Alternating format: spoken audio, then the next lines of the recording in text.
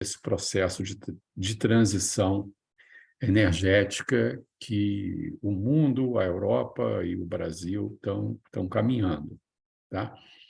Nós, inclusive, temos um informativo semanal que faz uma análise da conjuntura do setor elétrico, acompanhamento conjuntural, já escrevemos artigos, vamos publicar um livro agora em março, dentro do PID, temos textos de discussão também, um observatório trimestral, então até sugerimos aí uma visita ao nosso site, onde todas essas informações estão disponíveis.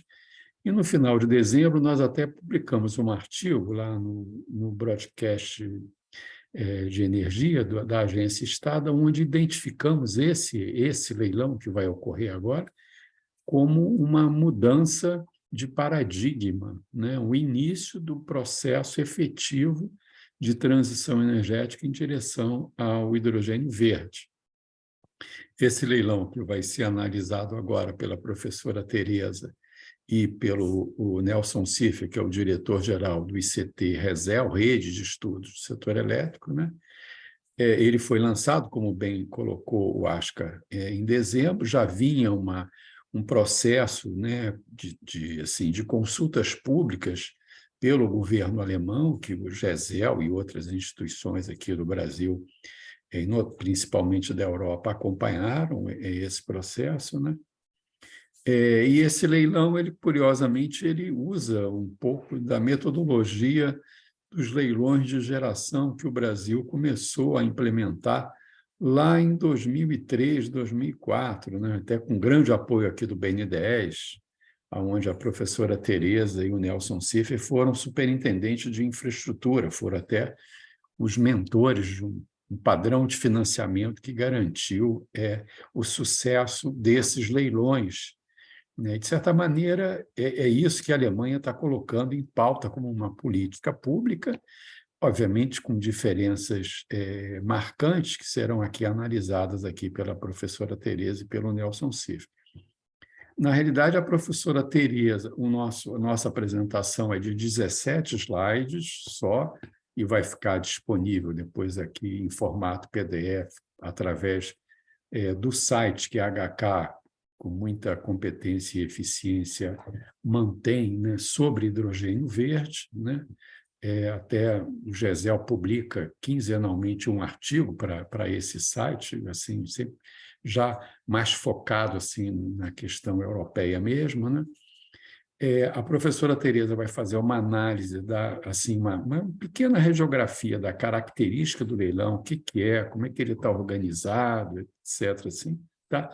Acho que é muito interessante, como nós podemos chamar um enquadramento analítico do edital.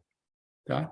Em seguida, o Nelson Cifre, com toda a sua competência e experiência à frente lá também da superintendência do BNDES, vai fazer um exercício de simulação.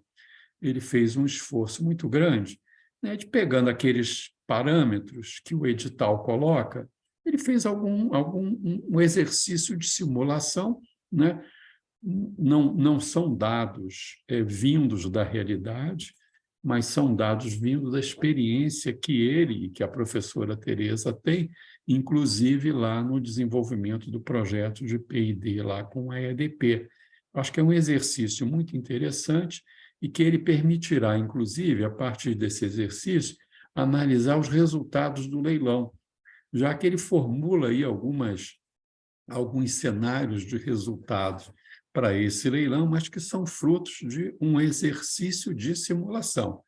É muito mais para criar uma espécie de uma metodologia para que esse leilão e os leilões futuros possam ser analisados de uma maneira bem fundamentada, né, com base na experiência que o Nelson e a professora Tereza herdaram lá dessa experiência lá do BNDES, que é o Itamaraty da área econômica do Brasil, né? Que é uma competência ímpar, né? Bom, eu passo então a palavra aqui à professora Tereza, pedindo o auxílio da Beatriz, no sentido de já disponibilizar o nosso arquivo pronto. Então, agora fica a palavra com a professora Tereza e e em seguida, entra o Nelson Cif. Por favor, professora Tereza. Obrigada pelas palavras, obrigada a oportunidade de a gente, junto com a HK, ICT, né, e o próprio GESEL, de fazermos esse webinar, como bem disse o professor Nivaldi, um enquadramento analítico e depois uma parte quantitativa desse exercício de simulação. Então, vamos lá. Pode passar, por favor.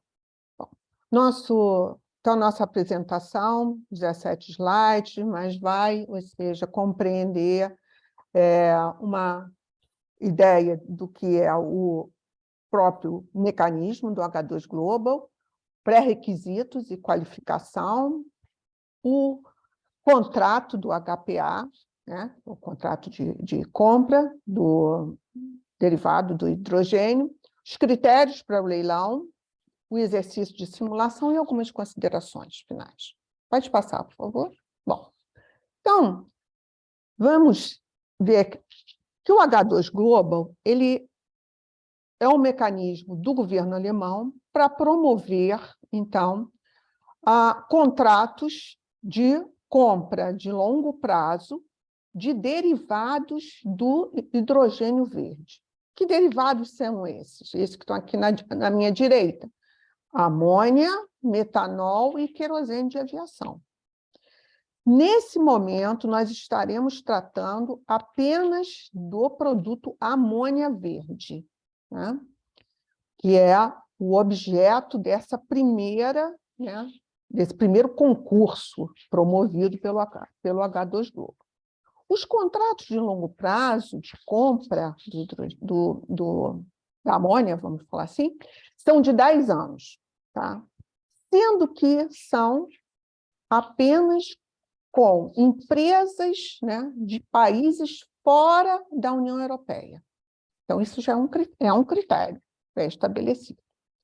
Enquanto que os contratos, né, de venda, o HSA, são, ou seja, de curto prazo. Por quê? Porque eles são de demanda dos futuros, né, compradores que vão, ou seja, utilizar esse produto na indústria, né, no caso, por exemplo, amônia para fertilizantes e tal.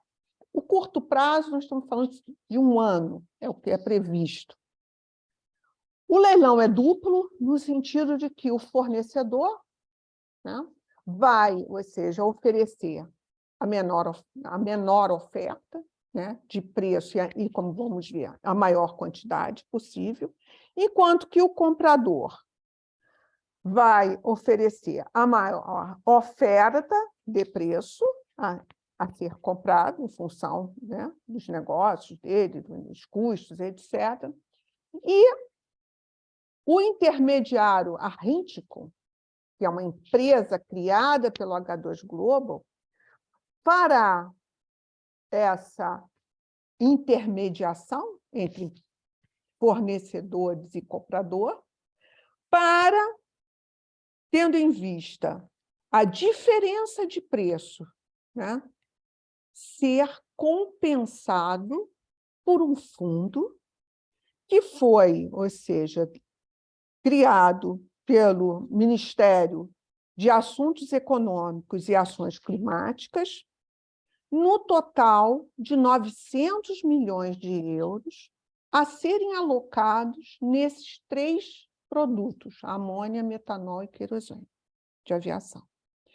Como vocês podem ver pela figura aqui, à direita, a Arrintico aqui, né, no centro, ambos lados com os competidores, considerando os consórcios, que são os que vão ofertar a amônia, no caso, e os compradores do outro lado, que aplicarão, então, né, nos respectivos off-takers aí. Né? E a Arrintico, então, de novo, faz essa compensação da diferença de preço. Pode seguir, por favor. Bom, nós vamos dividir, então, em duas fases, né? Conforme os termos e condições dessa chamada pública, em que a etapa primeira é uma etapa, então, de convocação dessas empresas, e que a análise se dá de uma análise efetivamente de idoneidade e apresentação de documentos de candidatura que demonstrem realmente determinados critérios de sustentabilidade, vamos chamar assim.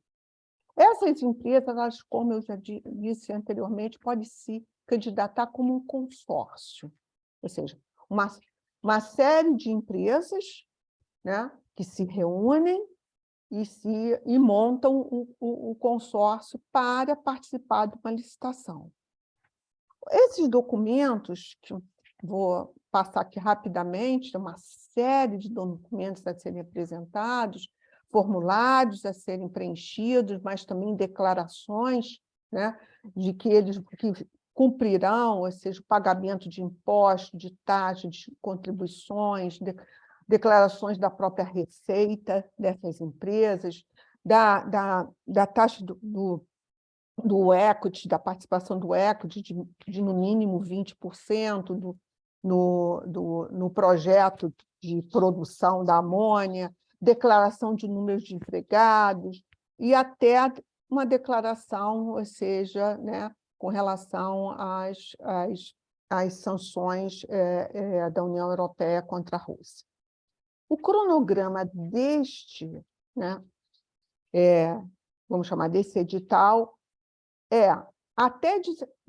para a amônia, até 19 de janeiro é a data limite para submeter, né, perguntas sobre todos esses documentos que foram colocados no site do H2 Global, através, então, de uma plataforma em que as empresas irão se cadastrar e fazer perguntas que deverão ser, né, algumas, e é muito importante para determinados entendimentos aqui.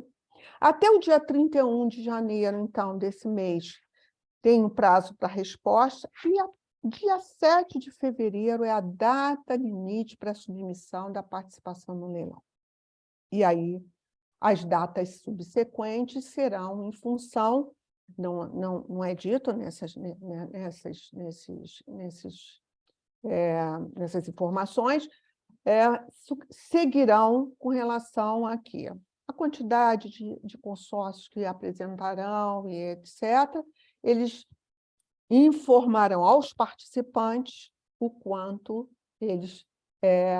os próximos passos, que estão definidos, mas não se tem um cronograma. Será, como a gente vai passar aqui, o próprio apresentação do BID e qualificação, e etc., e BID. Tá? A etapa 2, a apresentação das ofertas dos licitantes selecionados. E, no caso, esses critérios que estão aqui são relacionados, como vocês podem ver, esses 5 critérios, ligados à questão da produção envolvida nessa questão, né, da amônia verde, que é a primeira, a produção, aqui pela esquerda, a produção do hidrogênio sem referência de cor. Qual é a experiência, né, da empresa com relação à produção de hidrogênio, seja verde, branco, azul, etc., qualquer cor? Limite de 5.000 toneladas ano de hidrogênio produzido, se isso foi efetivamente atingido pelo menos 3 anos, de 2016 até a presente data. O segundo critério é o fornecimento ou geração de energia elétrica renovável, com contrato de compra e venda de energia elétrica, ou autogeração, ou compra direta, maior ou igual a 100 gigawatts-hora por ano, em pelo menos, mesmo critério, 3 anos no período 2016 até agora. Construção de plantas de produção de hidrogênio ou derivados, com porte de 5.000 toneladas anos ou mais. Quarto, operação de usina de produção de hidrogênio ou derivados também de 5.000 toneladas anos ou mais. E, no quinto, transporte de substâncias perigosas através da comprovação de transporte marítimo de substâncias com classificação GHS, que são aquelas substâncias, né, mais perigosas, comparáveis, por exemplo, à amônia, de capacidade de 1.000 toneladas ano desde 2016. Cada um desses requisitos poderá ter, então, 12 pontos cada um deles, se for cumprido essa de referências, que somam 60 pontos. Caso o consórcio tenha mais do que 4 desses requisitos, ele terá mais 10 pontos. E vai, então, numa escala, né, decrescente. Mas, além disso, terá também 3 outros requisitos, fora, vamos chamar do lado operacional, que seria a receita total anual com a produção de hidrogênio maior que 5.000 toneladas ano ou de geração de energia de 100 gigawatt-hora nos últimos 3 exercícios. No mínimo, essa receita deveria ter, ou seja, um floor de 1,2 bi de euros e um cap de 4,8 bi. Se o consórcio tiver um valor de 4,8 bi ou mais, ele ganha o ponto integral de 10. Caso ele tenha menos do que isso, faz uma interpolação. 1,2 bi seria 0 ponto, que é o mínimo. Número de funcionários qualificados, um limite máximo de 200 funcionários em tempo integral, sendo que, no mínimo, 10% disso sejam funcionários extremamente qualificados, conforme as regras estabelecidas lá. Certificações são exigidas também, ISO 50001, que trata de gestão de energia, e a 14.001, que trata de gestão ambiental, ou comparáveis, que também somam 10. A apresentação disso soma 10 pontos. Bom, esse total de 30... Só um instantinho. Esse total de 30 pontos, acrescido dos 70, tem, então, um somatório de 100 pontos que determinaria, então, que aquele consórcio passa por uma fase seguinte e se imagina que sejam, pelo menos, 5 consórcios qualificados para o lote da amônia. Pode passar, por favor. Os documentos importantes para o HPA, né, que é o contrato, né, de compra, que eu vou qualificar alguns: preço e quantidade, certamente, né? A viabilidade da entrega, a escalabilidade, porque vocês vão verificar que não há uma necessidade de colocar a quantidade logo no início do período, que seria 2024, já, ano que vem. E tem várias declarações, por exemplo, de qual é o funding do seu projeto de hidrogênio e amônia que vocês estão utilizando. Qual é a estrutura de capital? Ou seja, tem uma série de requisitos que precisam ser demonstrados que esse projeto que você está, né, realizando e vai me dar um preço, ele vai ser realizado, porque tem que ser um greenfield, e que ele tem condições de ser sustentável financeiramente, economicamente, ambientalmente, socialmente, etc. O HPA traz uma série de anexos, um anexo relativo à entrega, né, do produto, um esquema de quando vai ser entregue, determinação do ponto de entrega, né? Especificações do produto, técnicas, esses requerimentos de sustentabilidade e a questão do cálculo do transporte, que é fundamental, sendo na exportação, sendo na importação. Pode passar, por favor? Então, alguns pontos que a gente destacou: o retorno do equity é importante, tem que estar em linha com as condições de mercado, né? Eu não posso imaginar, não, eu vou ter um retorno nesse meu projeto de 5% e o mercado está dizendo, né, que tem 8%, seja lá o número que for, né? As projeções realizadas devem ser auditadas, confirmando esses resultados. Estudos sobre o uso da água, um insumo importante dentro do processo produtivo do hidrogênio, estudo do solo, bem como os impactos sociais. Tudo isso dentro da área do projeto de hidrogênio e amônia. Também as taxas para a Rinticon, que o consórcio deverá, né, pagar logo no início, mas também 30 dias após o contrato e anualmente. São previstas 20 entregas de lotes de carga de amônia por ano, até. Você pode ser que a Rinticon exija que tenha 10, 5, vai depender da demanda, né? Importos e terminais indicados pela Rinticon, e também temos um acréscimo no número de lotes de entregas, aí os custos incorridos, mas toda a simulação deve levar em consideração pelo menos esse número de 20.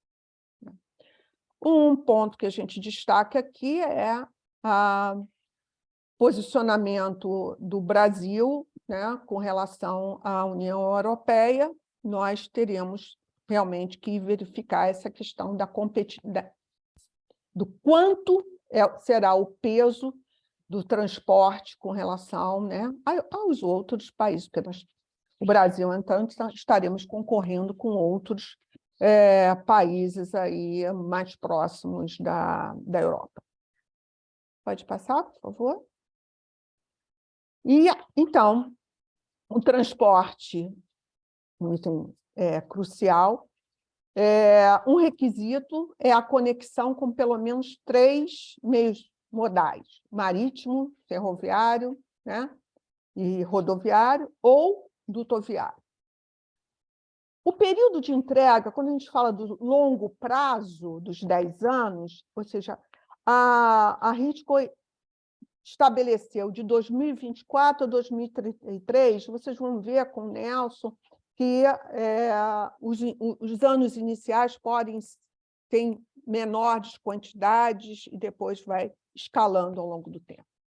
Os locais dos portos de entrega são considerados Alemanha, Bélgica e Países Baixos.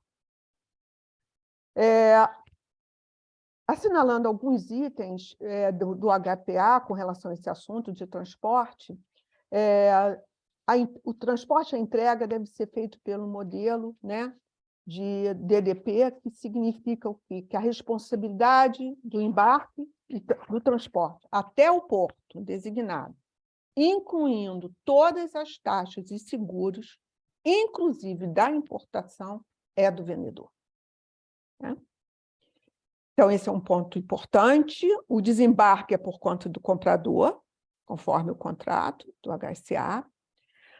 Ainda no item 5.5, o modelo de transporte escolhido pelo cliente HSA determinará o terminal de entrega.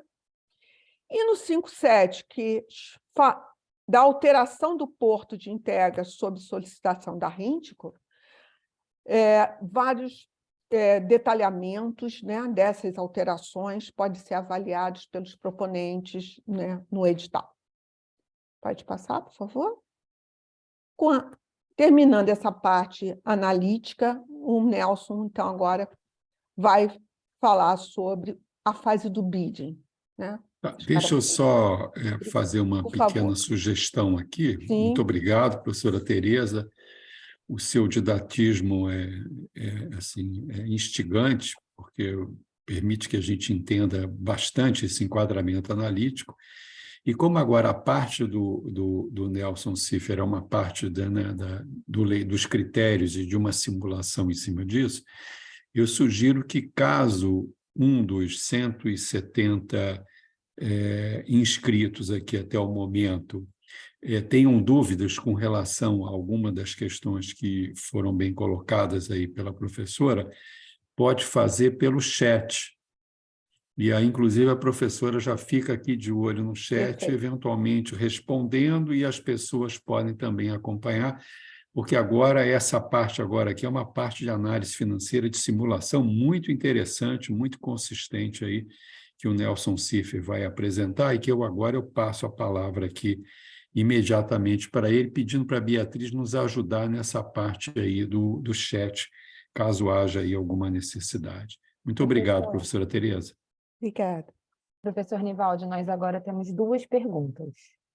Tá, aí eu sugiro que a professora Tereza responda pelo chat, entende? E caso ela depois Perfeito. considere relevante, ela abre essa pergunta depois na fase das perguntas, ok? Tá bom? Perfeito. Obrigado. Muito obrigado, Tereza. Beatriz. Boa tarde a todos. Obrigado, professor Nivaldo, pelas palavras. Obrigado, Ansca, professora Tereza. Enfim, dando continuidade ao que foi colocado, eu estaria entrando aqui na fase do bidding, né? A segunda fase, onde aqueles 5 consórcios, né, ou aqueles 5 proponentes da primeira fase são selecionados para a segunda fase, e nessa segunda fase eles abrem as suas propostas, inicia-se rodadas de negociação com a Íntico, né, com o leiloeiro. É informado que os preços, né, as propostas, devem ser informadas, né, mostrando o preço do produto, no caso a amônia verde, o custo do transporte, a logística de distribuição, mais os impostos e taxas. E aí você tem, né, o preço contratual, que é sobre esse preço é informado qual é o preço teto, né, o teto de partida, digamos, desse leilão, dessas negociações, é informado esse preço de 1.282 euros por tonelada. E esse preço é formado por 952 euros por tonelada de amônia. Então, essa aqui é a precificação da amônia verde que a Íntico coloca, né, para todos os proponentes. E sobre esse valor é agregado um markup de 35%, no montante de 330 euros por tonelada, chegando a esse preço teto de 1.282 euros por tonelada. Então, caberá aos consórcios, né, apresentarem as suas propostas, mostrando ano a ano os montantes ofertados, né, as quantidades e os preços, estabelecendo também limites mínimos e máximos. Então, você faz uma oferta, propondo ao longo dos 10 anos de contrato o quanto que você vai ofertar a cada ano de limite mínimo e também estabelecendo um limite máximo. E a Íntico, em abril de cada ano, ela informa, né, ao contratado o montante que ela demandará no ano seguinte, que vai ficar dentro desse limite de mínimo e máximo da proposta aceita, né, aceita e contratada. Então, os proponentes, né, informam ano a ano os limites mínimos e máximos, quantidades e preços, e essas quantidades e preços podem ser diferentes, né, a cada ano. Próximo, por favor. Então, é colocado, né, nos termos e condições, né, divulgados, é um formulário, uma planilha Excel que você deve, né, preencher. Nessa fase, então, de bid, de negociação, de preços e quantidades, são 5 consórcios apenas. Então, na primeira fase que a professora Tereza mostrou, se entraram, por exemplo, 20 proponentes, né, disputando, eles vão examinar a sustentabilidade, enfim, todos aqueles critérios que a professora Tereza colocou, vão ranquear e vão escolher as 5 melhores propostas, as 5 propostas mais sustentáveis. Essas 5 propostas apresentam as suas propostas de quantidade e preço ao longo dos 10 anos. E aí você apresenta na forma, tendo esse 1.282 como preço teto, você tem que desagregar a forma que você compõe esse preço da sua proposta, desagregando, né, a parte de transporte, exportação, logística, enfim, impostos, gastos portuários, e você informa a quantidade mínima que você está disposto a oferecer ano a ano e a quantidade máxima, de tal modo que a receita total desse proponente não deve superar 40 milhões de euros, ela começa com 20 milhões de euros em 2024, depois vai para 40 milhões de euros como limite superior, e fica esses 40 milhões de euros até 2033, quando termina o contrato. E o piso da receita também desse contratado, nos 2 primeiros anos pode ser zero, porque a rigor ele pode começar a entregar só em 2026, é facultado isso. Em 2026 ele deveria ter uma receita mínima de 25 milhões de euros, e mantendo essa receita mínima até o final. Então, a Índico já dá um parâmetro, né, de qual o tamanho do contrato. O contrato vai ser entre 25 e 40 milhões, no mínimo, porque a proposta que você formula é com base na quantidade mínima. É contratado a quantidade mínima daquele intervalo que você propõe ofertar. Então, a quantidade mínima multiplicado pelo preço que você ofereceu, que é um deságio, né, em relação a esse preço teto, porque o preço teto não pode ser superado em nenhum ano. Então, esse é o limite de preço em todos os anos. Você pode promover deságios diferentes a cada ano também. Então, com base no limite mínimo, na quantidade mínima que você ofertou, multiplicado pelo respectivo de preço de cada ano, você vai ter a receita, né, daquele ano, e essa receita não deve superar 40 milhões de euros e tendo como piso 25 milhões de euros. Por favor, a próxima. Então, é como foi colocado, né? São estabelecidas rodadas de negociações, os proponentes informam preços e quantidades de cada ano, ano 1, ano 2, até o ano 10.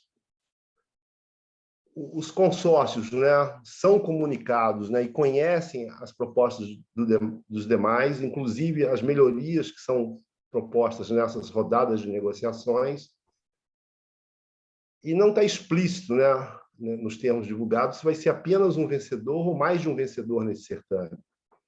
O valor máximo da equalização para esse produto amônia é 300 milhões, um terço do total do fundo. O total do fundo é 900 milhões, um terço, 300 milhões de euros, é alocado para equalizar a diferença naquele modelo de leilão duplo, a diferença entre o preço de compra e o preço de venda. Esse é o montante máximo que a gente tem para despender ao longo dos 10 anos, embora possa ter uma variação de 20% para mais ou para menos. Então, o montante total que de fato vai ser equalizado ao longo dos 10 anos tem como piso 240 milhões e como teto 360 milhões. Se superar esses 300 milhões, ela deve compensar nos outros 2 lotes, né, do querosene e do metanol. Então, deve-se buscar, ao final, ter aquele dispêndio máximo de 900 milhões de euros como gasto de equalização. O critério informado para definir o vencedor do certame é o bid com menor preço ponderado, recebendo 30 pontos, o bid com maior quantidade. Claro que há uma correlação entre menor preço e maior quantidade, então 90 pontos se dá por esse critério. No fundo, é um critério de maior quantidade. A maior quantidade é o que tem o maior peso, e para você alcançar a maior quantidade, você vai provavelmente apresentar o menor preço médio ponderado. Há também 10 pontos que podem ser acrescidos de você oferecer uma opção à Índico de você ofertar mais do que o limite máximo.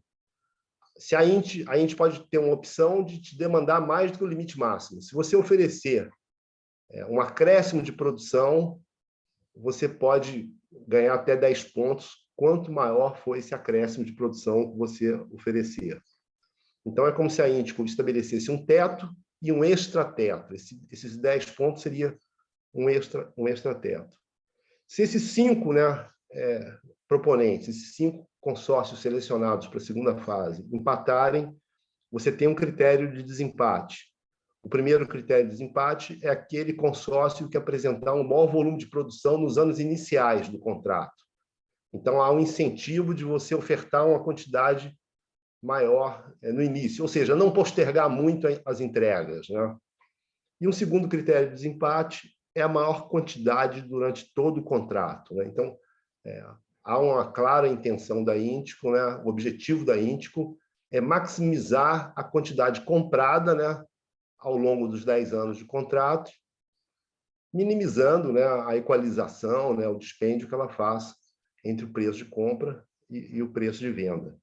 O próximo, por favor. Com relação à energia, né, a energia elétrica necessária, né, para a produção do hidrogênio, porque nesse certame só entra o hidrogênio produzido com base na eletrólise, né? Não está se discutindo aqui a concorrência do hidrogênio produzido a partir do gás natural. Então, é fundamental a discussão sobre a origem da energia, em que condições essa energia é produzida, e energia renovável. É colocado nos termos e condições divulgados 3 opções. A energia pode vir do grid, da rede, ela pode vir pelo PPA, aqui no caso, vindo pela rede, não, desculpa, ela pode ser uma geração própria off-grid, ou seja, você pode ter uma linha direta entre o teu parque gerador e a sua unidade de eletrólise, sem transitar pela rede. Essa é uma alternativa de suprimento.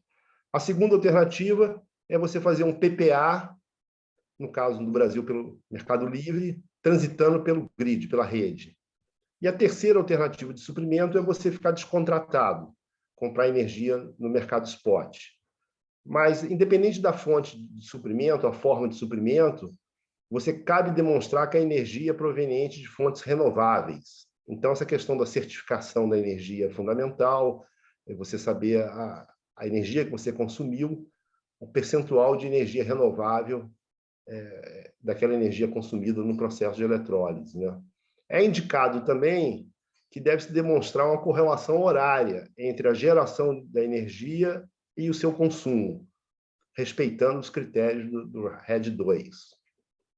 Ao fim e ao cabo, deve-se obter uma redução nas emissões de CO2 da ordem de 73%. Essa é a meta mínima de emissão de CO2 que esse processo produtivo, né, se propõe em relação ao processo convencional. Então, a fonte de energia vai estar muito relacionada, né? Isso, de certa forma, proporciona uma vantagem, né, aos empreendedores brasileiros, porque a rede, o suprimento de energia brasileira é uma matriz muito renovável, e a energia que você compra no Mercado Livre, transitando pela rede, etc., provavelmente vai ser uma energia renovável, enfim. Mesmo da distribuidora seria uma energia renovável. Então, você pode comprar também uma energia pela distribuidora, ser uma energia renovável, pode ser um PPA também 100% renovável, energia certificada, etc. Então, assim, existem várias alternativas de suprimento e provavelmente aquela mais competitiva é uma que faz um mix, né? Você tem uma parte de geração própria, uma parte via PPA, eventualmente você fica descontratado uma parte para poder suprir demandas que a Índico venha te colocar de um ano para o outro, que você tenha que aumentar a produção e possa recorrer eventualmente ao mercado spot para suprir energia. Mas esse é um capítulo à parte, né, dentro dos termos e condições divulgadas, que deve-se prestar atenção, ver os critérios, etc., mas que, num primeiro exame, coloca o Brasil numa vantagem competitiva em relação a esse aspecto. A próxima, por favor. Aqui começa o nosso exercício de simulação em relação ao leilão. Esse exercício de simulação busca, num primeiro momento, entender o quanto que o leiloeiro vai comprar de amônia ao fim desse processo, né? Qual o volume, qual a intenção do leiloeiro, qual o montante, qual a demanda que o leiloeiro, imagina-se que o leiloeiro venha colocar nesse leilão. Essa é a pergunta que a gente procura responder. E aí fazemos alguns pressupostos, né? E pegamos também algumas informações do edital divulgado. Essa primeira linha da tabela mostra 26 milhões em 2024 de euros, 60 milhões em 2025, 102 milhões em 2026, aí estabiliza. Esse aqui é o orçamento que a Índico tem para despender nos 3 produtos que ela quer comprar, amônia, metanol e querosene, que soma, ao final, 900 milhões, que é o orçamento que a Índico tem. Para esse produto amônia, ela vai alocar provavelmente 1/3 desse valor. 1/3 daria 300 milhões. Mas a gente pode imaginar que a Índico também tem uma certa aversão a risco, né? Ela não vai comprometer todo o orçamento dela, porque se houver um aumento na equalização, no preço da equalização que ela tem que colocar, o orçamento dela pode ficar insuficiente. Deve ter uma preocupação muito grande por parte da Índico dos recursos serem suficientes para a equalização durante todos os 10 anos, o que leva a Índico a ter uma postura conservadora em relação às estimativas de equalização e mesmo a disponibilidade orçamentária. O valor da equalização, nós imaginamos o valor de 244 euros por tonelada. Chegamos a esse valor levando em conta as informações que o IEA disponibiliza a respeito do custo nivelado da amônia verde, em torno de 950 euros por tonelada, e o custo de produção da amônia cinza, em torno de 450 euros por tonelada, o que dá uma diferença de 500 euros, mais ou menos, entre o custo de produção de um e outra. Mas se você olhar que nesse leilão, imaginando um cenário de deságio de 28%, você teria que abater aproximadamente esse valor do deságio nessa diferença que existe entre a amônia verde e a amônia cinza, o que nos leva a crer que a equalização média que a Índico irá incorrer na tonelada de amônia para equalizar a diferença de preços entre a amônia verde ofertada nesse leilão e o preço dessa amônia que ela vai colocar no mercado europeu seja da ordem de 244 euros por tonelada. Com base nessas premissas, né, e levando em conta essa equalização de 244 euros, você chega à quantidade que a Índico estaria comprando em cada ano, em termos de toneladas de amônia. Ela estaria comprando, dado o orçamento de 26 milhões de euros que ela tem em 2024, dos quais ela alocaria 7.800 em amônia, com 7.800.000 euros, né, para alocar 244 euros por tonelada, você chega a 32 mil toneladas, que é a nossa expectativa de quanto ela irá comprar de amônia em 2024. Em 2025, ela estaria comprando 73 mil toneladas, em 2026, ela estaria comprando 125 mil toneladas ano, mantendo esse patamar até o final do contrato. Isso levaria, ao final de 10 anos, a Índico comprar 1.110.000 toneladas. Então, assim, uma primeira estimativa desse exercício de simulação é que a Índico, com esse leilão, ela imagina comprar, ao fim e ao cabo, 1.100.000 toneladas de amônia. É uma primeira estimativa do apetite, de quanto que o leiloeiro aparentemente está disposto a comprar.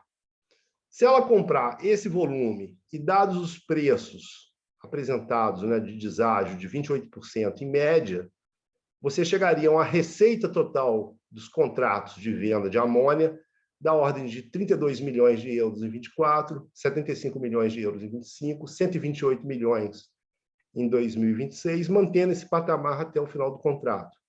Ao final, os contratos de HPA somariam 1.139 milhões de euros, comprando 1.100.000 toneladas. 1.100.000 toneladas de amônia representa cerca de 5% do comércio internacional anual hoje. O mercado internacional de amônia transaciona em torno de 20 milhões de toneladas ano. Aqui estaria se comprando 1.100.000 toneladas, durante 10 anos estaria se comprando cerca de 125 mil toneladas ao ano. Um ponto que deve se ter claro é que quanto maior o deságio, né, que os proponentes fizerem no leilão, quanto menor o preço da amônia verde, menor o valor da equalização que a Índico terá que incorrer. Quanto menor a equalização, maior a quantidade que a Índico quer comprar. Mas quanto mais a Índico compra, mais risco ela assume, assim, no sentido de ter recursos para equalizar todo o montante de amônia que ela comprou. Então, a Índico, provavelmente, ela vai limitar riscos estabelecendo a quantidade mínima que ela deseja contratar.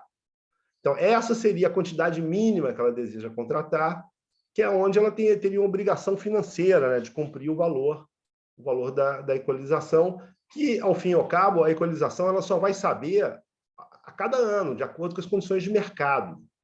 E a equalização, é importante também ter claro que quanto maior o preço do gás natural, menor tende a ser a equalização, dado que a amônia cinza, né, tem uma correlação forte com gás natural.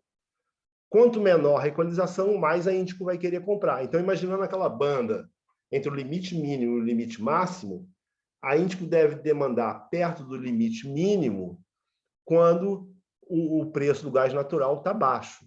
E aí o preço da amônia cinza está baixo, e ela teria que equalizar muito entre a amônia verde que ela comprou e a cinza que ela vai ter que colocar no mercado europeu. Mas quando o mercado europeu está com preço alto, como teve agora, né, em 2022, a equalização, eventualmente, ela cai para zero, como é o exemplo que seria ano passado. Ano passado, talvez não teria equalização a ser realizada, dado que a amônia cinza subiu muito de preço. Mas a amônia é uma commodity, muito associada, então, ao preço do gás. Mas o preço do gás indica qual o comportamento que a Índico deve ter no sentido de demandar no limite superior da banda ou no limite inferior da banda. Então, esse é o ponto. Por favor, o próximo.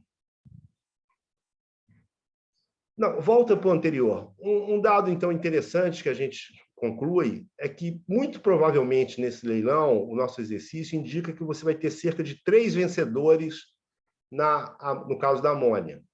Por quê? Porque nós estamos estimando aqui um somatório dos contratos na ordem de 120 milhões. Como eu tenho aquele limite máximo de contrato, com base na quantidade mínima, de 40 milhões, dada essa receita, há espaço para 3 consórcios. Não há espaço para um consórcio, porque um consórcio teria limitado a 40, e o somatório dos contratos dá 128.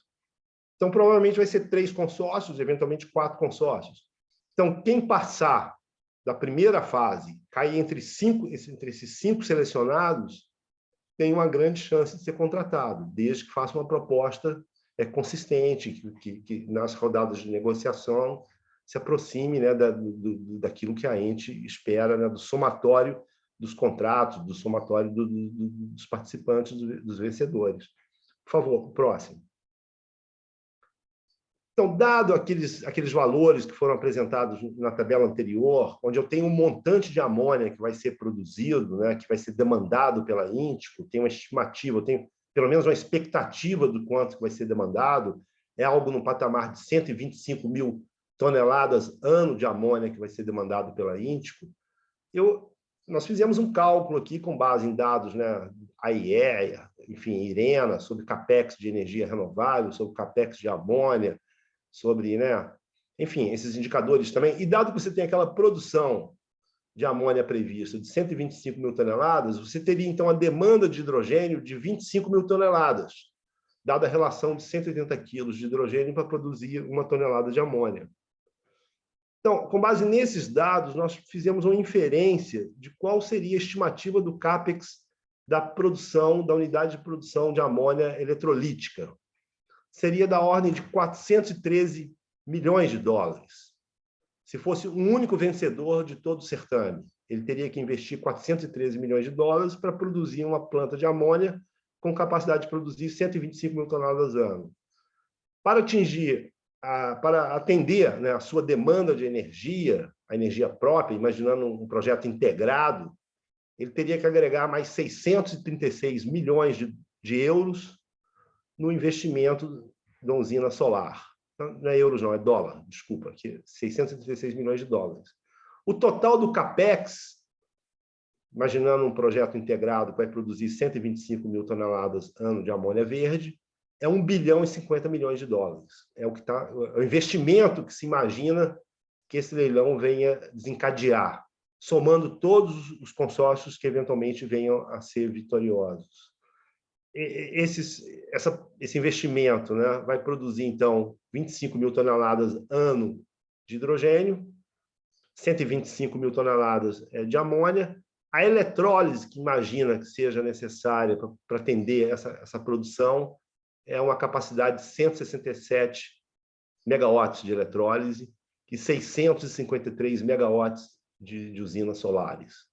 Então, essa é a estimativa do CAPEX, né, que nós imaginamos que esse certame vai proporcionar.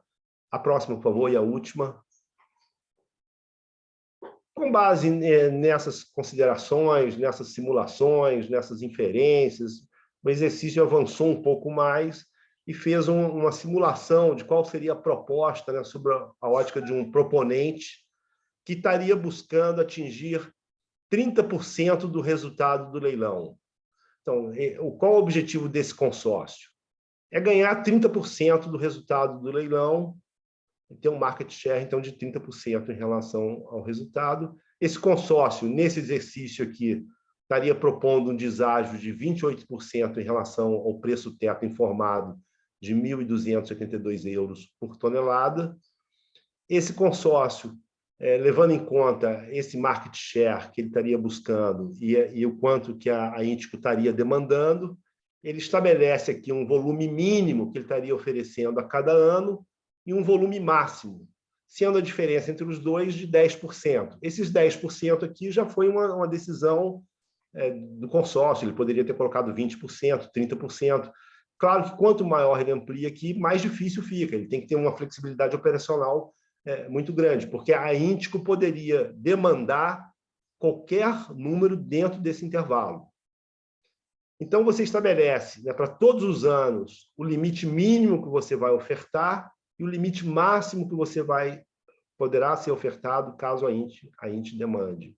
O limite mínimo aqui, no caso, seria 41 mil toneladas ano de amônia, o limite máximo 46 mil toneladas ano de amônia. Nós imaginamos aqui um comportamento do preço do gás. Esse aqui é meramente ilustrativo, é mais para entender a mecânica do comportamento da Índico. Nós imaginamos que quando o preço do gás natural estiver alto, ou seja, a amônia cinza está num patamar alto, a equalização está baixa, a Índico vai demandar o limite máximo do contrato, 11.741. Depois ela estabiliza, enfim. Quando o preço do gás estiver alto, ela demanda no limite máximo do contrato. Quando o preço do gás estiver num patamar médio, ela demanda no patamar médio do limite máximo e mínimo. Quando o preço do gás está no patamar baixo, ela demanda no limite mínimo do contrato. Com base nesse tipo de comportamento da Índico, e simulando aqui alguns anos de alta e baixa do preço do gás, você estabelece aqui o quanto que a Índico estaria demandando a cada ano. Com base no deságio que o proponente propôs aqui na terceira coluna da direita para a esquerda, esse deságio foi o proponente que propôs a cada ano, você tem um preço a cada ano também diferenciado, dada a quantidade que a Índico acabou demandando, você vai ter a receita que vai sendo realizada a cada ano. Porque, como foi informado, a Índico até abril de cada ano informa a demanda do ano seguinte. Então, a receita vai sendo construída ano a ano, ela não pode superar 40 milhões ano, nem pode ser inferior a 25 milhões ano.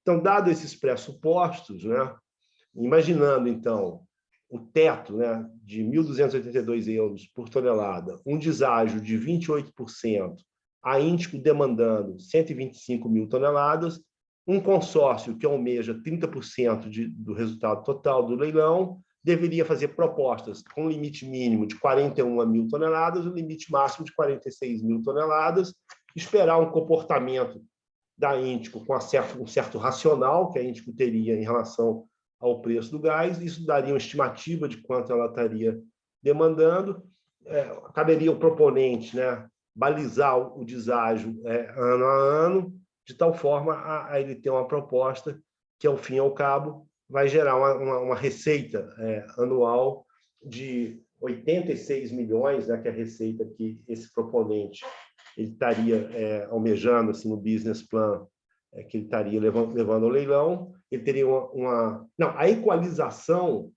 seria de 86 milhões, que a Índico teria com esse proponente.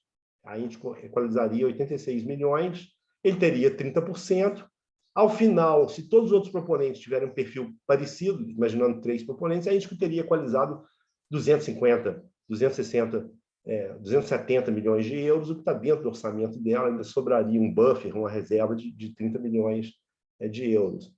Nesse caso, nós imaginamos que esse proponente que busca 30% do resultado do leilão teria, então, a receita em torno de 40 milhões de euros ano. O contrato teria um valor de 353 milhões, né, de euros ao final desse contrato. O preço médio que ele estaria ofertando, então, seria 919 euros, né, por tonelada, deságio de 28%, uma equalização média de 224 euros por tonelada, de tal forma que poderia ser um resultado possível dentro do leilão. Então, assim, o objetivo aqui é ter uma ideia, do ponto de vista da oferta, o quanto cada ofertante poderia colocar. A Índico, você tendo uma ideia da demanda e dado alguns parâmetros que foram informados, nos leva a criar, com base nesse exercício, esse cenário de simulação. Então, eu passo para as palavras finais, assim, nas considerações, e encerro aqui e estamos à disposição. O primeiro ponto que nós colocamos é que esse leilão vai revelar a competitividade dos países de fora da comunidade europeia na indústria nascente do hidrogênio verde. É uma oportunidade para o Marrocos, para o Canadá, para a Austrália, para o Brasil, para os Emirados Árabes, enfim, para vários países do mundo. É uma oportunidade e, ao fim, vai ser revelado, né, imaginamos que ainda esse ano, quais são os países que hoje apresentam, né, uma competitividade maior, né, nessa indústria do hidrogênio verde. Esse leilão também, né, a quem for vitorioso desse leilão, o consórcio vitorioso, ele abre um caminho, né, para você estruturar o desenvolvimento de roadmaps, né, ter uma escalabilidade de médio e longo prazo. Você pode desenvolver modelos de negócios, né, onde você atenda a exportação, mas também tenha, né, um viés focado também no mercado interno, desenvolvimento do mercado interno, escalas de produção ainda maior. O principal atributo desse leilão é estabelecer um off-taker de longo prazo, né? E aí você tendo um contrato de longo prazo, isso facilita muito, viabiliza, né, você obter financiamentos, né, e estruturar projetos greenfield. Entendemos também que esse leilão representa para os empreendedores, né, e para os países, né, uma oportunidade ímpar, né, para você se posicionar estrategicamente na indústria nascente do hidrogênio verde. E esses consórcios, né, para terem sucesso, certamente vão precisar do suporte e do apoio da política pública de cada país, dos seus países, etc. E entendemos também que o Brasil, né, no caso da economia brasileira, você encontra empresas, né, com porte demandado, né, por esse certame, que é um porte mínimo, né, de 1 bilhão e 200 euros de faturamento, então tem que ser grupos de porte expressivo, mas entendemos que no Brasil é possível compor consórcios que atendam, né, os critérios colocados, e dado a competitividade que o Brasil tem em energias renováveis, você poderia ter um custo de energia, enfim.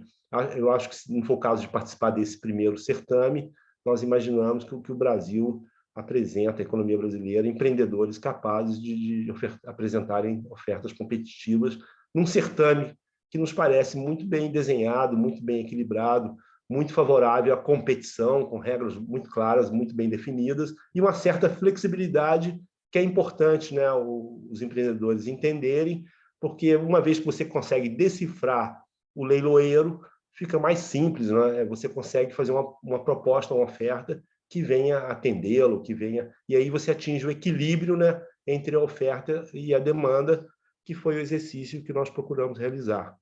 Então, muito obrigado. Ok, Nelson, obrigado. Muito interessante.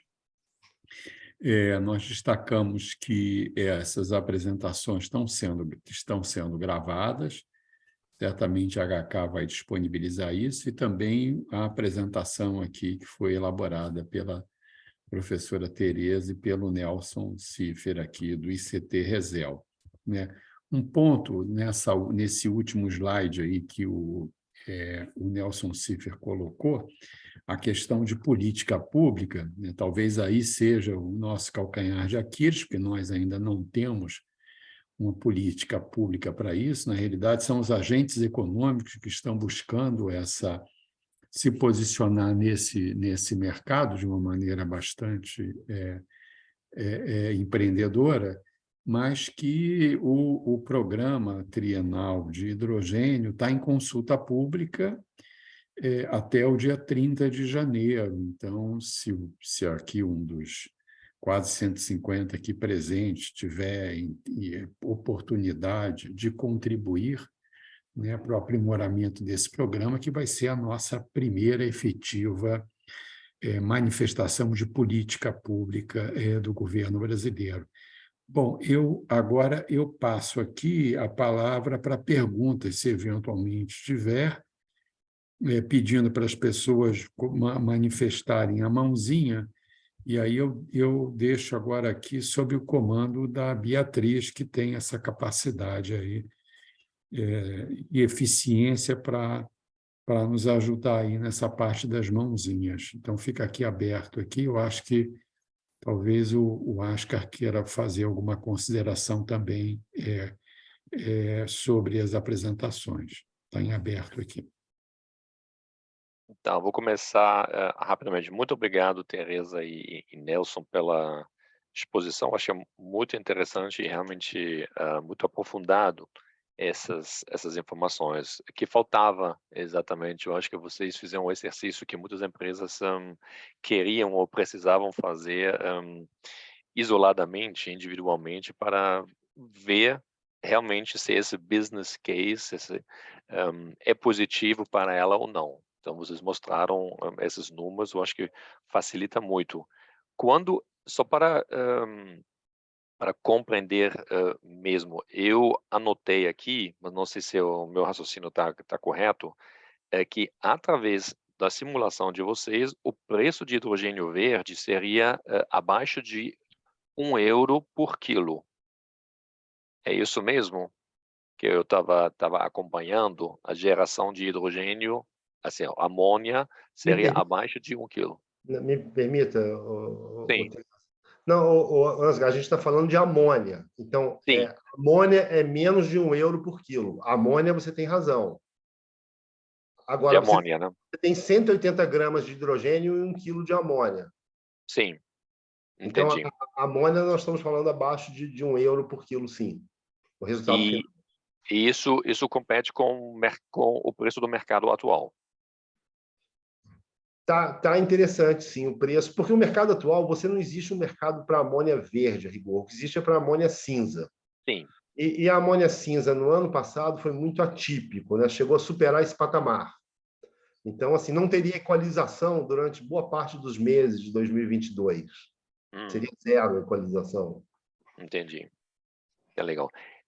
Enquanto eu passo depois para a Beatriz para ver algumas perguntas, ou talvez para a Tereza, né, que estava estudando, vendo aqui em paralelo, eu gostaria de saber, e talvez vocês podem se manifestar ali também, se existem realmente empresas, ou quais são as empresas aqui no Brasil que seriamente estão levando em consideração se candidatar a esse leilão, a essa chamada, porque é importante para nós, talvez para acompanhar esse processo, como a gente sabe que, por exemplo, lá em Ceará, Porto do Pecém, vários MOUs foram assinados ao longo dos últimos anos e meses com o objetivo de participar nesse processo de H2 global. Seria interessante saber se alguém realmente tem a intenção e como é que está o estado de desenvolvimento dessa participação. Se quer realmente abrir, ou digamos, mencionar isso ali, né? Pode ser também que seja um segredo, vamos dizer assim, da própria empresa, né? Mas é só uma pergunta e curiosidade. Passar então para Tereza ou Beatriz, talvez vocês podem conduzir algumas perguntas que foram colocadas aqui durante a apresentação. Eu já respondi várias aqui no QA e também no chat. Não sei se as pessoas ficaram satisfeitas, mas com relação a... Tem uma pergunta aqui agora, Nelson está perguntando sobre se o CAPEX, considerando apenas, né, a fotovoltaica, reduz o fator de capacidade de eletrólise para cerca de 23 para 40% do CAPEX total. É interessante usar a geração eólica para elevar o fator de capacidade para quase 100%? Esse ponto é relevante, sim. A rigor, quando você imagina uma ligação direta, né, entre a renovável solar e a eletrólise, o fator de capacidade da eletrólise cai, mas nas simulações que nós fizemos, nós imaginamos, né, 95% de fator de capacidade da eletrólise, então um fator de capacidade bastante alta. E a usina solar foi dimensionada para atender todo o consumo da eletrólise anual. Mas aí a usina solar não conseguiria atender esse match horário, né? Ela conseguiria fazer um match anual. Então, assim, entre a geração e o consumo. Então, nós sobredimensionamos, digamos assim, a usina solar nesse nosso exercício para ela gerar toda a energia consumida. Só que ela vai gerar anualmente e não com match horário, porque o eletrizador estaria funcionando quase que 24 horas e a geração solar não vai ocorrer 24 horas. Então, você teria que vender uma parte da energia, você colocar na rede durante o dia e à noite você puxar da rede essa energia. Então, entender essas especificações técnicas, né, do leilão, essa questão do match horário, enfim, e de qualquer forma, otimizar o suprimento de energia é o pulo do gato desse leilão. É você conseguir fazer um mix entre geração própria, mercado livre, spot, enfim, você ter geração eólica, geração solar, você fazer formas híbridas, analisar também a conveniência de ter sistemas de baterias, né, estacionárias para aumentar o teu período de geração. Então, esse leilão tem várias equações que têm que ser analisadas e otimizadas para se chegar a uma proposta competitiva, mas o pulo do gato é minimizar o megawatt-hora atendendo os critérios que estão colocados no edital. E eu acho que só para complementar o que você está falando, Nelson, e a pergunta, né? E aí, nesse aspecto, o Brasil tem uma vantagem, porque como é um sistema interligado e 85% da sua matriz elétrica é renovável, entende? E esse mix que você está colocando teria muita facilidade de você fazer em relação à complementação à fonte solar, né? E hoje os mercados, os contratos bilaterais no Mercado Livre também facilitam muito esse tipo de arranjo. Sem dúvida. A Marina Reis, ela também faz uma pergunta justamente com relação a essa questão da correlação horária entre a geração e o consumo de energia, que foi considerado um exercício, qual foi, né? E se seria bem, porque ela comenta que seria bem complicado gerar amônia acompanhando a intermitência de uma planta solar. A parte que você já respondeu, se No você nosso quiser exercício, complementar. então, não considerou o horário, considerou o anual, Isso aí. mas, assim, esse é um ponto de atenção que os empreendedores devem ter, sim. Uhum. Sem dúvida.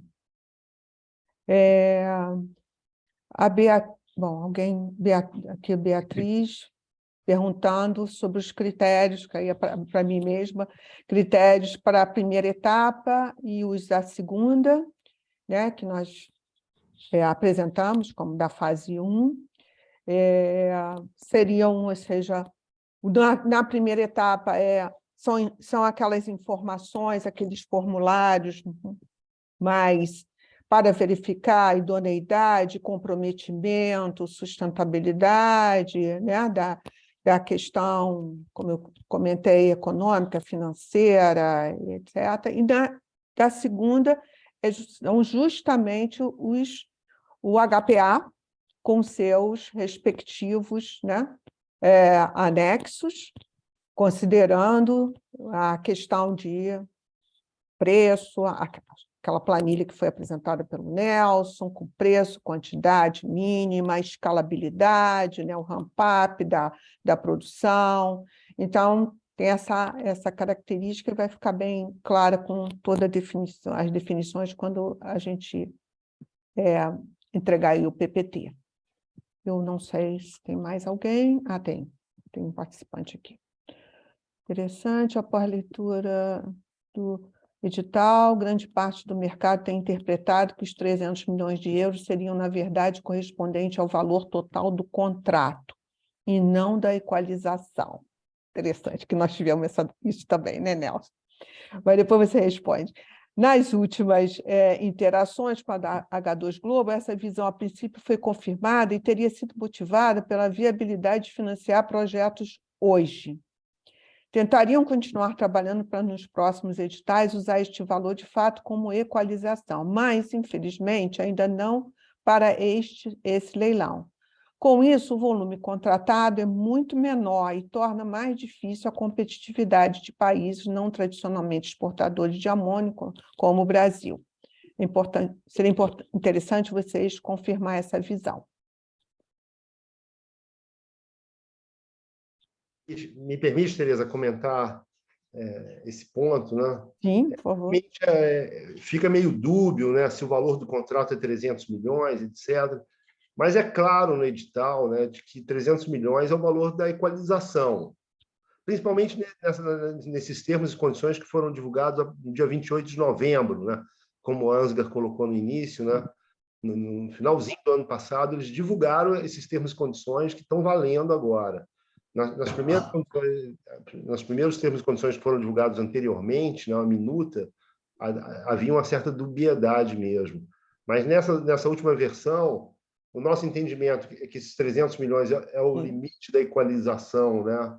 Com a amônia, mas nesse exercício que nós fizemos, né, considerando 3 lotes, né, 3 consórcios vencedores, né, o valor do contrato deu 353 milhões de euros. Então, o valor do contrato não deu muito superior aos 300 milhões de euros com essa simulação. Um pequeno ajuste nessa simulação, nós colocamos esse contrato em 290 milhões de euros. Então, independente dessa polêmica aí, eu acho que é claro que é 300 milhões de euros a equalização, podemos chegar a 360, ou ser 260, tem 20% para mais ou para menos, porque o valor final da equalização vai depender das condições de mercado, né, que vão estar vigentes, né, durante o contrato. E nesse exercício, com 3 vencedores e dados 300 milhões para equalizar, dados os montantes estimados para equalização, os montantes adquiridos, etc., o valor do contrato ao final, ao cabo, deu 353 milhões de euros, muito próximo dos 300 milhões de euros. Então, assim, nós imaginamos, então, que o patamar, o montante do contrato é da ordem de 300 milhões de euros, independente dessa interpretação, os nossos exercícios, coincidentemente, estão chegando a esse valor de 300 milhões de euros, 350 milhões de euros, a soma total do contrato ao longo dos 10 anos. Uma outra aqui, Nelson, sobre a simulação, os custos de encargo do sistema para quem usa a rede foram considerados? Não, nós consideramos, nessa simulação que a gente fez, de um projeto integrado, integrado off-grid, ligação direta. Então, não tem cargos, não tem... Imaginando aquela geração, toda ela gerada e toda ela consumida pelo projeto. Se não há o match horário, o projeto está ali, então, colocando na rede aquela energia e puxando a rede aquela mesma quantidade de energia. Mas não está se imaginando aqui incidência de encargos. Se você imaginasse a compra, né, no mercado livre, você teria que considerar a incidência de encargos. Mas o custo hoje de produção de energia no Brasil está um custo muito alto. Hoje, a melhor forma, né, de suprimento é o mercado spot. O PLD está R$ 60, R$ 70, R$ 80. Assim, tem comportado assim nos últimos 12 meses, por conta da hidrologia, etc., capacidade de produção. O mercado livre hoje apresenta contratos de longo prazo a um preço menor do que o custo marginal de expansão de usina solar. Então, essa decisão de suprimento de energia é estratégica, tem que ser muito bem pensada, calculada, fazer um mix de tal forma que você consiga, né, ter um menor preço médio, e isso também dialoga com a regulação do mercado de energia no Brasil e como essa regulação vai se evoluir nos próximos anos, né?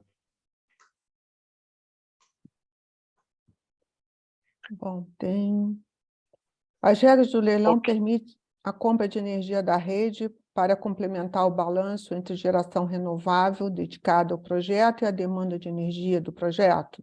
Permite.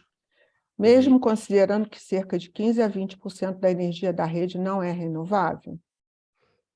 Permite, mas desde que você demonstre ao final que você teve uma redução de emissões de carbono de pelo menos 73%, né? Então, você vai ter que demonstrar que aquela energia que você consumiu, a origem dela, e nesse sentido a CCE no Brasil vem se preparando para isso, né? O Brasil tem Bem condições lembrado. de informar o consumo de energia, dado o contrato que você tem, o grau de energias renováveis na geração elétrica brasileira, hora a hora. Então, esse cálculo vai ser possível ser feito, vai ser necessário ser atestado, de ser acompanhado, mas como o professor Nivaldi colocou, é uma vantagem competitiva, sim, né, do Brasil dispor da matriz elétrica tão renovável. Então, amplia as alternativas, né, de fornecimento, e provavelmente outros países não conseguem atingir o fator de capacidade que a gente está imaginando na eletrólise, de 95%. Talvez em outros países você tenha que operar a 50% do fator de capacidade da eletrólise, o que já gera uma desvantagem competitiva, né? Então, é um certame que vai revelar, né, as vantagens competitivas de cada país, levando em conta não só as vantagens naturais, mas a sua institucionalidade regulatória, a formação de preços, mercados, o tamanho daquele mercado, né? Aproveitando rapidamente esse gancho, nós estamos preparando para o dia 19 de janeiro um outro evento onde nós vamos estamos convidando a CCE para falar um pouco mais sobre a certificação de energia aqui, ou de hidrogênio aqui no Brasil. Então, vai ser um evento, a Beatriz vai colocar o link ali, quem gostaria de participar, vai ser no dia 19, vai ser primeiro como, é um programa que a gente está criando, chama-se IH2 Talks.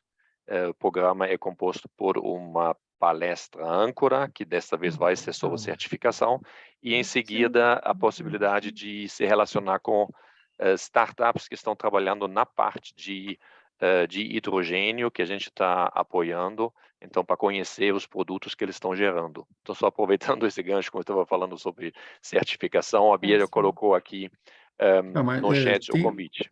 Tá, data de 14 de dezembro, não estou entendendo isso aí. Então, bem, Beatriz, dá uma explicada aí. Ela colocou errado, vai colocar de novo. Não, 19 tudo de bem. janeiro. 19. O link é o mesmo, mas o link é o mesmo. 19 de janeiro. Não, porque de 14 de dezembro para cá, tanta coisa aconteceu no Brasil que é melhor nem lembrar, né? É verdade, é verdade. Já Tô está brincando. corrigido no chat, mas o link é o Poxa. mesmo. Tá? Tá, obrigado. Desculpa. Nada, Não, que isso. Obrigada. Bom, a gente já está 1h30 aqui É. de praticamente. Será que tem mais alguma pergunta, professora Tereza, para a gente responder? Se não, Acho que O material será disponibilizado aos participantes, tá? Tá. Que já tem algumas Isso. perguntas do Então, site da HK, tá bem? isso. Ascar, palavras finais com o anfitrião, aí, o dono da casa aí, que promoveu esse evento, Opa! e elogiar esse do dia 19. Eu acho que é muito importante aí essa atuação da HK de estar criando esses espaços aí de comunicação, de relacionamento, muito importante. Bom, Sim. Ascar, por favor. Bom, já falei sobre esse 19 e essa palavra de encerramento, na verdade, é uma palavra de agradecimento para vocês, para a Gisele, para a Erisel, para o Nelson, Tereza, Obrigada. professor Nivaldi, realmente pela disponibilidade, pelo trabalho. Eu acho que é muito interessante esses números. Quando receber a apresentação, vamos dar uma olhada detalhada, porque, assim, na apresentação ficou muito interessante e parece viável, e agora eu acho que o trabalho de cada empresa individualmente levar em consideração a situação de cada um e ver se participar. Se participar, gostaríamos saber, e se for necessário até a gente se coloca à disposição para ajudar, porque tem alguns documentos talvez que exigem um pouco mais de alemão do que talvez um tradutor automático possa oferecer. Então, a gente se coloca à disposição para apoiar, porque é o nosso interesse, todos os nossos interesses de alavancar esse mercado de hidrogênio verde aqui no Brasil. E eu acho que, como o professor Nivaldi também falou, esse que é o primeiro chamada global para isso que vai, com certeza. Eu gostaria muito de ver empresas brasileiras dentro dos primeiros 5, ou até, como vocês falaram, fazendo essa chamada, porque isso vai ser um sinal muito positivo para o mercado geral de hidrogênio verde no Brasil. Ok? Então, Ok. Tá bom. sem mais, muito obrigado mais uma vez. A gente atingiu, acho que quase 180 participantes. Estamos ainda com 120 aqui. Então, mais uma vez, muito obrigado a todos e colocamos à disposição. Fica daqui a 3 dias o próximo evento, 19. No chat tem um link para isso. Tá bom. Um grande Boa tarde, abraço uma boa para todos. semana. Valeu, Boa obrigado. tarde, Tchau, obrigada. então. Tchau.